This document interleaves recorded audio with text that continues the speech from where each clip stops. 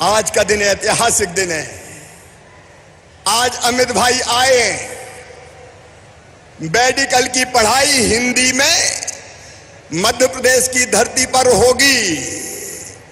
और मैं जानता हूं मेरे बेटा बेटियों, गरीब परिवारों के बेटा बेटी, निम्न मध्यम वर्गीय, अनुसूचित जाति जनजाति के बेटा बेटी जो हिंदी माध्यम में पढ़ के मेडिकल कॉलेज में पहुंच तो जाते थे, लेकिन अंग्रेजी के मकर जाल में ऐसे फंसते थे कि कई बार पास नहीं हो पाते थे। फर्स्ट सेमेस्टर में फेल होते थे, आगे कठिनाई होती थी, हीन भावना से ग्रसित होते थे। और मैं ऐसे बच्चों को भी जानता हूं जिन्हें अंग्रेजी के ना जानने के कारण प्रतिभा होते हुए भी मेडिकल की पढ़ाई छोड़ दी और कुछ तो आत्महत्या के कगार तक पहुंच गए। आज का दिन उन बच्चों की जिंदगी में नया सवेरा लाने वाला है, अंग्रेजी की गुलामी से मुक्त करने वाला है।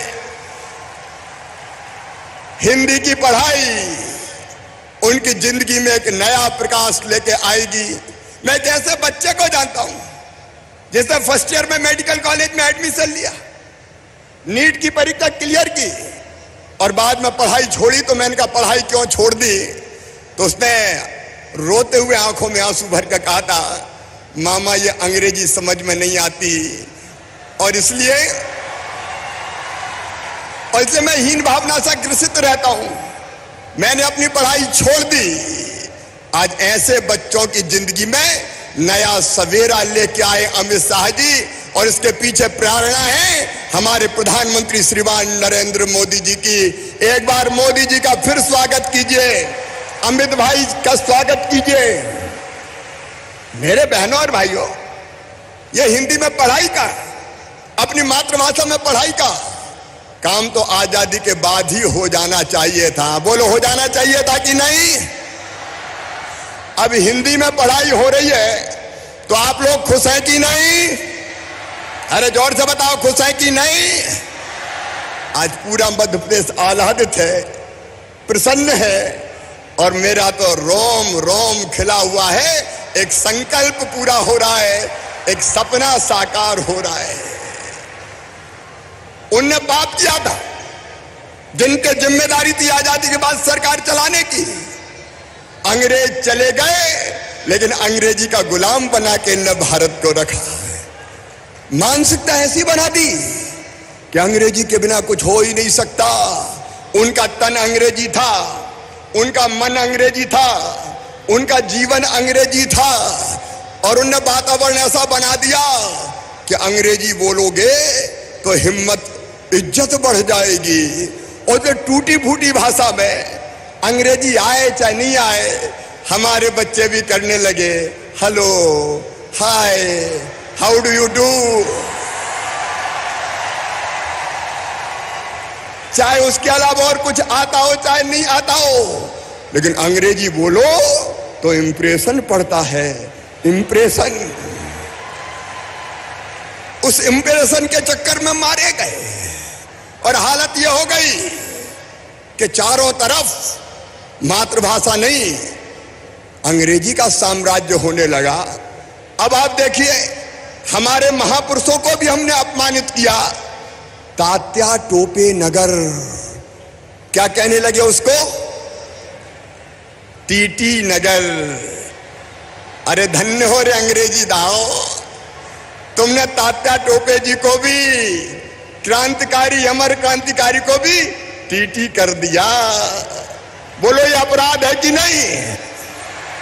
एमबीएम कॉलेज मोतीलाल विज्ञान एमबीएम हो गया, महारानी लक्ष्मीबाई एमएलबी हो गया और गांधी मेडिकल कॉलेज जीएमसी हो गया।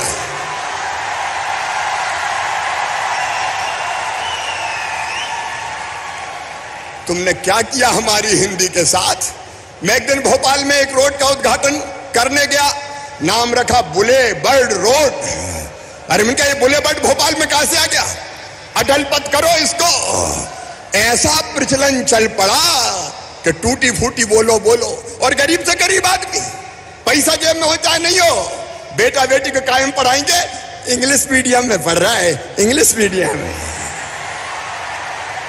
इंग्लिश मीडियम की बाढ़ आ गई, लेकिन विदेशी भाषा फिर भी हमारा उद्धार नहीं कर पाई।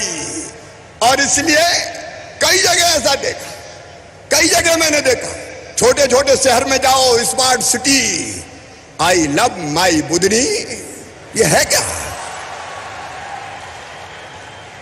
लेकिन आज प्रधानमंत्री जी को और अमित जी को मैं धन्यवाद दूंगा। हमारे प्रधानमंत्री जी ने एक नहीं अनेकों बड़े काम किए, लेकिन सबसे बड़ा काम अगर प्रधानमंत्री नरेंद्र मोदी जी ने किया तो भारत की मानसिकता को बदल दिया, भारत के मानस को बदल दिया। वो जहां गए हिंदी में बोले, और हिंदी में बोल के उन्हें 130 करोड़ भारतीयों का मान सम्मान और इज्जत बढ़ाई, हिंदुस्तान की शान बढ़ाने का काम किया। अरे जब रूस में रूसी भाषा में पढ़ाई हो सकती है, फ्रांस में फ्रेंच में हो सकती है, चीन में चीनी में हो सकती है, इटली अपनी भाषा में पढ़ सकता है, तो बताओ भारत अपनी भाषा में पढ़ सकता है कि नहीं? और आज उसी सवेरे का शुभारंभ करने अमित भाई आए हैं।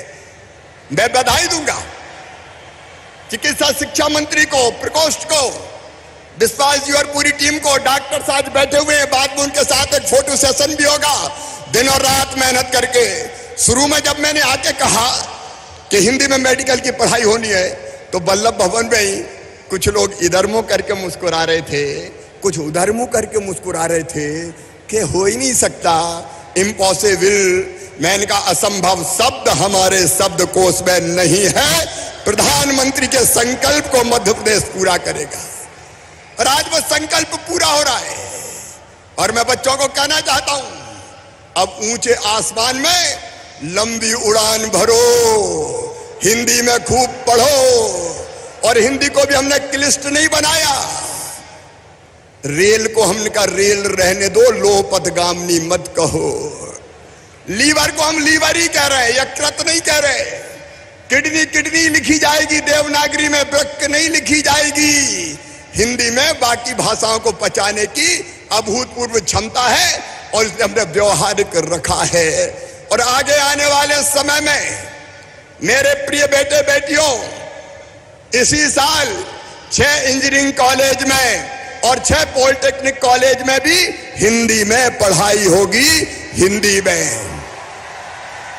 और बाद में हमारी कोशिश होगी प्रधानमंत्री जी के आशीर्वाद से, अमित शाह जी राजभाषा समिति के अध्यक्ष हैं, उनके आशीर्वाद से कि हम IIT और IIM की पढ़ाई भी हिंदी में करवाएंगे।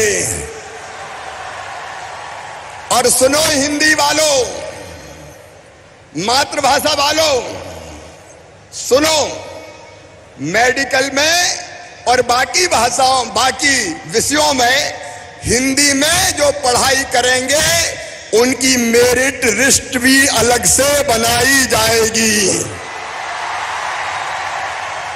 उनको कोई रोक नहीं पाएगा, वो बढ़ेंगे, पढ़ेंगे।